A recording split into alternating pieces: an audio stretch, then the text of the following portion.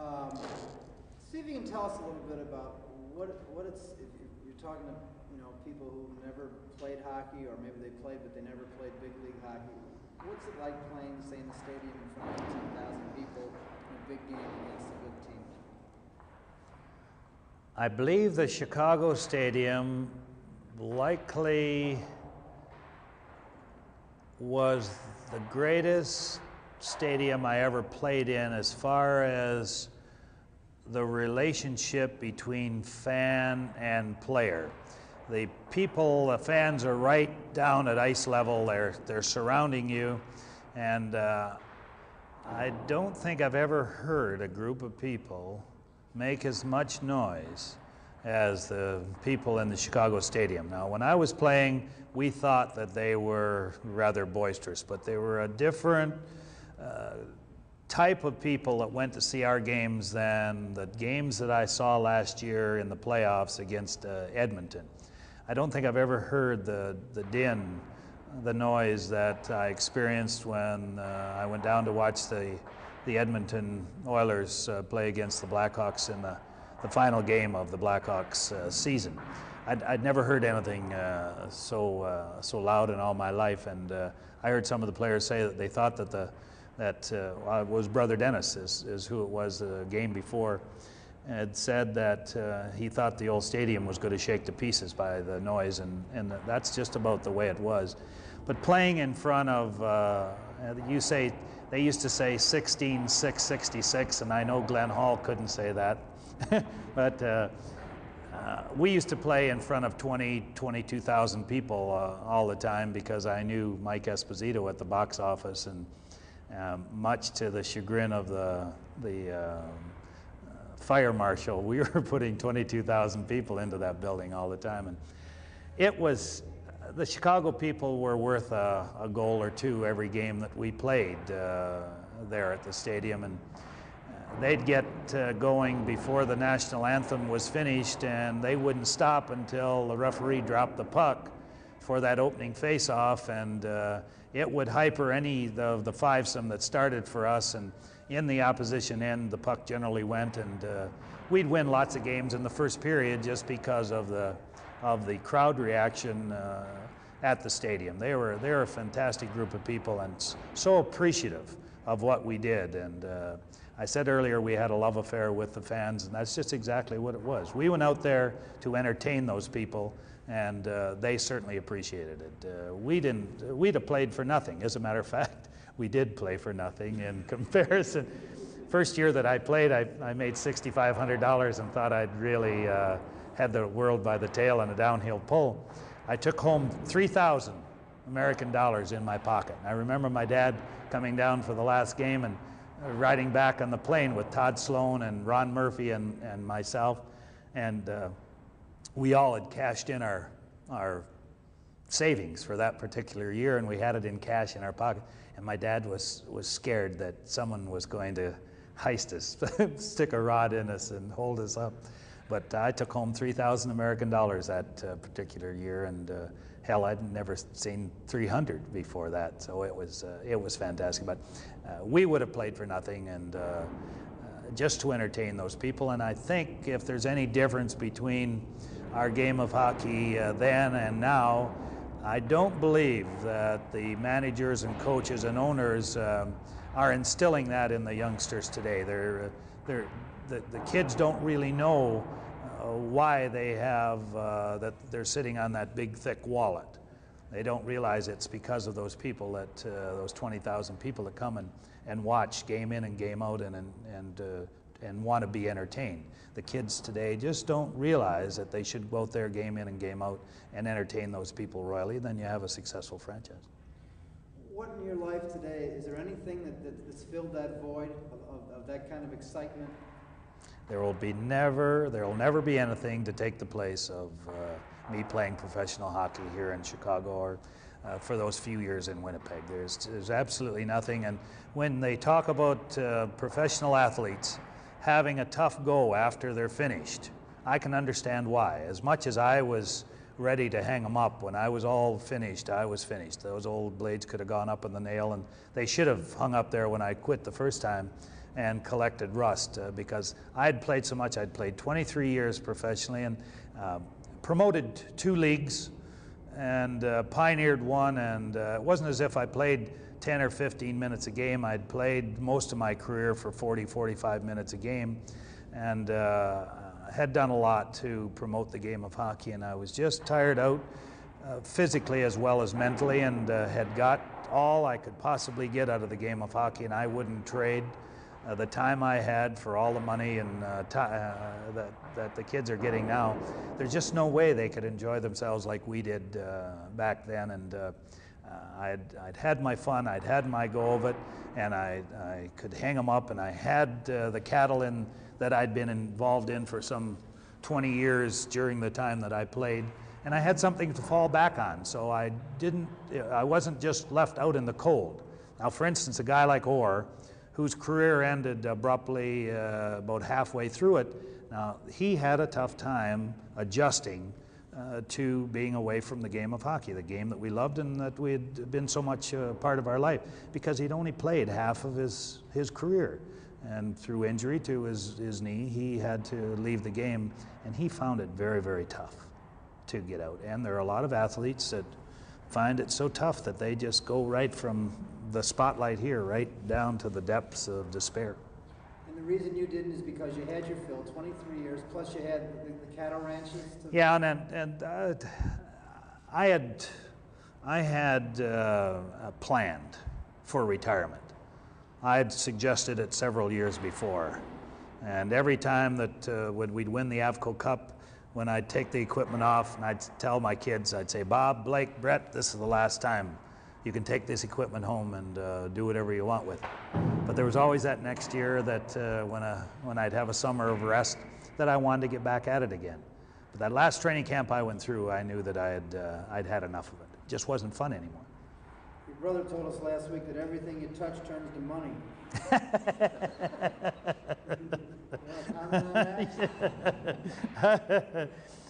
Life has been financially pretty comfortable for you since you've... I've never been obsessed with having a lot of money, or I'd have hung around a lot longer. When I bought myself out of the contract in Winnipeg because I didn't enjoy, as I said earlier, I didn't enjoy the winters in Winnipeg. So I bought myself out of the contract. I could have stayed in Winnipeg and been collecting a couple $100,000 a year and not doing a heck of a lot. But that isn't, to me, money isn't everything. I can only wear one pair of shoes at a time and one pair of jeans, and I really don't need a great deal of money. Although I find that I have lots that I can enjoy myself with, and that I know when they pat me in the face with a spade, Deborah and I are going to have spent all my money, and we're going to have a lot of fun with it. But I have always, and I talked with some very clever men, a heck of a lot smarter than I, and they told me, they said, Bobby, you won't really reach your potential until you're 40 years old. And I discussed it with them, and they said that first 20 years you don't really learn anything. You're just sowing those wild oats, so to speak, and praying for crop failures. And the next 20 years that you go through, you tend to remember. From 20 to 40, you remember that 20-year period where things have gone, the economy has gone up and down and up and down, and you realize that the next 20 years from 40 to 60, it's going to carry on much the same way. So after living 40 years, you find out and remember how this old world runs. And that from 40 on, from when I turned 40, heck, it's a cinch to make money. You can make money if just getting up in the morning. If you get out of bed in the morning and put in a little time at something, you can make money. All these people that sit around and say there's nothing to do, there's no jobs, that's a bunch of malarkey. They're lazy people that just want other people to keep them. And that's not for me. And I enjoy making money. It's a challenge, just like breeding cattle, much the same as hockey. Every time I went out in the ice, I did things for a reason. I'd slap the puck for a reason. I'd fake slapping it for another reason. I'd come up late for a reason. I did everything for a reason. And the same in breeding cattle. You take a couple of, you take a female, you take a bull, you see what she lacks, and you find a sire that will complement her, and you breed them. And it's a challenge to breed these two animals and wait 9 months down the road to see what the ensuing calf might be. And it's the same with life. You know that if you do this, that this will happen. And it's so easy that I find it really, it's not so much a challenge, but it's so easy now to be able to make $1. Tell us some other easy ways other than I don't have any goals in the house at all. Sometimes I feel like one. I think the most important thing, and of course I'm no expert, there are a lot of people with a heck of a lot more money than I and that have made it a lot easier than I, but I think the first thing you have to have guts, and you have to take a chance. And I've found that you do the first thing that comes to your mind. If you're contemplating doing something and you think it's going to work, then you do it. You don't second guess yourself, you go ahead and do it. I made the best deal of my life. We're sitting in the bar and we're half biffed, this other fella and I, and we pulled a paper napkin out of one of those steel dispensers, and he said, we'll do this and we'll do that. And I said, no. I said, we're going to do it this way, that way, and that way. And he thought he'd got a good deal, and I knew I had. And that deal turned out to make me $500,000. So it was something that I knew that was right, and no matter where we were or what we were doing, that's the way it was going to be done. So you do the first thing, always. It's just like meeting people. I meet you for the first time, I form first impressions, and they're not very often wrong. Very seldom do I have to go back and say, I made a misjudgment of that person. Those first impressions are very important. Same in business. If you see something that you think is going to work, jump on her and do it. Where do you live now? I live in Willowbrook since last November. I have all the years that I was here, of course I didn't think I was going to leave Chicago. I never really got my green card. I'm a Canadian citizen and never got my green card, or never even thought that I would need to do it in such a hurry, but they ran me out of town in such a hurry that all I left with was my bag of equipment. And if Arthur Wirtz had known I'd taken my equipment with me, he'd have likely sent someone after that. But all I got out of town with was my bag of hockey equipment that I wore for umpteen years here in Chicago, and never had any new equipment all the while I was in Winnipeg. So I didn't cost the Winnipeg Jets anything for equipment. But I never got my green card until just this last year, and I went down after I came here last November. And Deborah and I came here just to get closer to an airport, if you can imagine that. We're living in Ontario, and I'm about a 2-hour drive from the airport in Toronto, and I was always on the aircraft, always driving, and I hated driving. I wouldn't care if I never sat behind another wheel, but here I was driving, and I'd have a tendency, even in the middle of the day, to fall asleep. And that was a hazard out there, not only to myself, but to other people. So I said, Deborah, we either go to Toronto or we go to Chicago, and I want to go to Chicago because you're from close by, and that's the greatest city in the world, and I should never have left there in 1972. So back we go, and we rented an apartment out in Willowbrook, and I wasn't here very long until I was offered a job for some very good money with Stone Container Corporation, Roger Stone and his group. Just a fantastic guy, Roger, and the organization, and building a multi-million-dollar operation. There's a guy that knows how to get it done too, and I'm very fortunate to be a part of Stone Container, and mostly in the paper bag division, the grocery bag division, and enjoying it very, very much. We leased this apartment with the option to buy it, this condominium, and went ahead and did it, and went downtown, made a couple of phone calls to some very nice people here in Chicago that appreciated me while I was here, and went down within 20 minutes. I had my green card, and we were off and running again. Back where I should never have left from. Did you ever find that fame and your notoriety was a burden? I guess what I'm talking about is if when you got divorced from your first wife, it's all over the newspapers, the amount of the settlement and all this stuff that, I mean, I'm divorced too, and I know that nobody ever wrote about it in the newspaper, and I was glad they didn't. Well, you know she made me a millionaire, don't you? She made you a I millionaire? used to have 3 million. Yeah. You know what? I was just in the washroom before I came up here, and there was a note, a meeting with a sports psychologist or something that said they were going to deal with stress on athletes, and what else was it they were going to deal with? I thrived on pressure. I remember after I'd learned how to play the game after my 3rd year, I was fortunate enough to win the scoring when I was 21.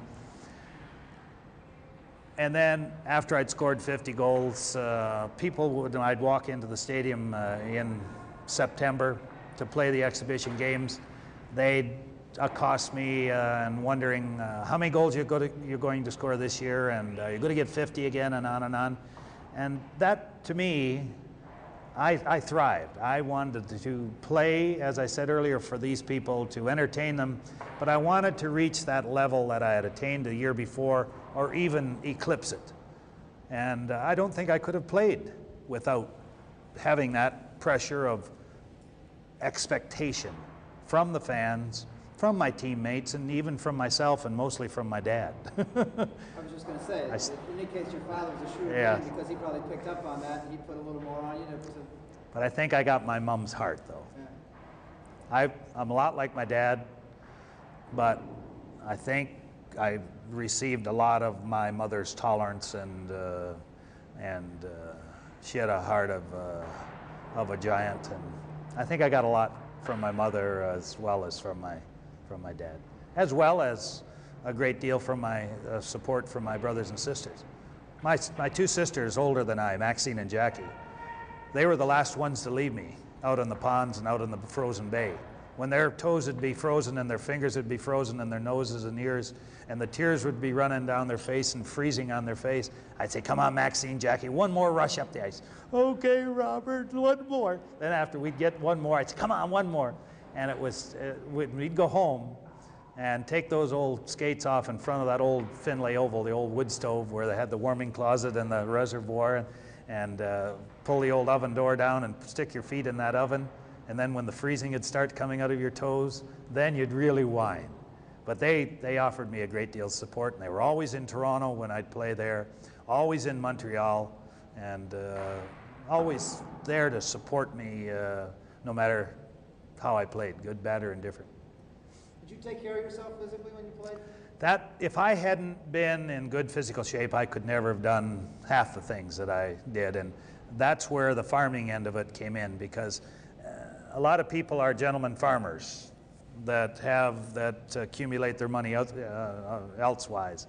But all through the summer, I was on my feet all summer, and I threw enough bales around to cover half of Chicago and wrestling cattle. And when I came back in the fall, I was in better shape than I was halfway through the winter.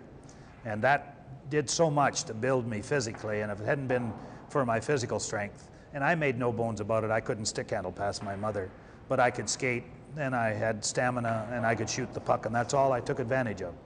I'd shove the puck past someone and skate to get it, and then put myself in a position to shoot the puck.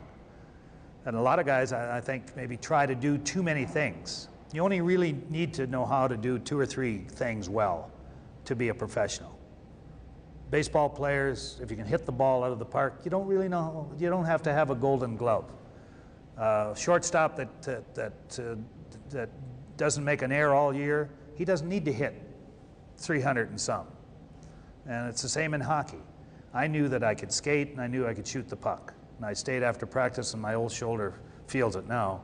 I used to shoot hundreds and hundreds of pucks after practice. Got so that I knew where that 4x6 was, and I could put it in it from just about anywhere. And